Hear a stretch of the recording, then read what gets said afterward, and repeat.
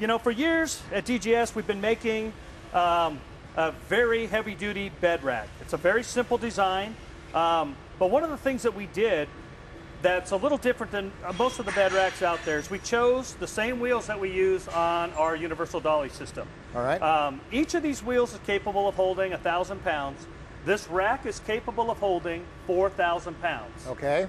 You can use it as a bed rack, or you can use it to maybe support the truck bed, or the truck cab, I should say, when you're pulling it off of that chassis, doing a frame swap. And you're able to free up the lift. All right. Okay. We also manufacture a very simple ramp, and this ramp design was intended for spray boost, but people are using them to bridge any kind of threshold, whether it be drainage ditches or gate crossings, and it allows the rack to transfer over those areas without having to lift the entire rack and bed to get it inside of your paint booth. Or use 3 of your technicians to help you move the Absolutely. thing. Okay.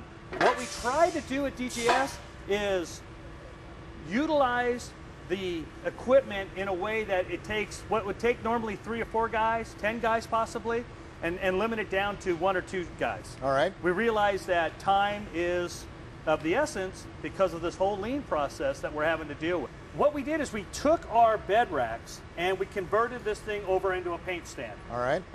This is how easy it is to convert this thing over and set your fenders on top of it, a bumper. Go ahead and crank them down too. Okay. Fender out just a little bit. There we go. Okay, pull it back in now. Okay, right there.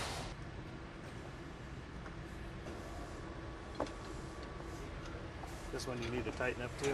Okay.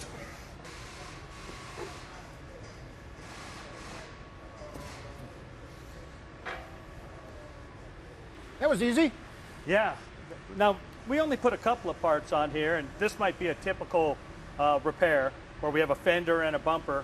One of the important things about what we put together, painting the parts all on one rack so close, is, as you know, some of the 2-3-stage pearl colors that we have, it's very important to be able to keep the spray pattern close to the adjacent panel. All right. So we're able to do that by positioning it with these brackets and get all of the components very close, all the parts very close to the adjacent panel, and it really helps with our spray pattern. Okay, so you don't have that metallic shift between one panel and another. Absolutely.